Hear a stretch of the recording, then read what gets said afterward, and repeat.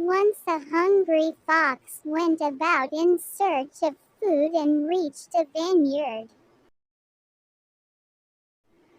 He stopped near one of the trees that bore beautiful ripe grapes which were hanging in bunches. His mouth watered. He thought that he would eat the ripe grapes to satisfy his hunger.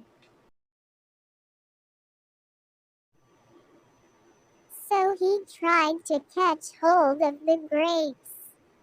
He jumped as high as possible to hold at least one of the bunches which was not so high.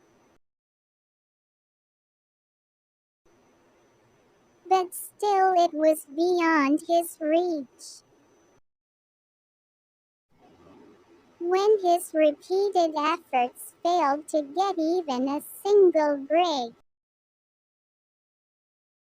he was upset. So he consoled himself by thinking that these grapes must be sour, which he should not taste. And it is better to leave the vineyard and look for food somewhere else. So the fox went away.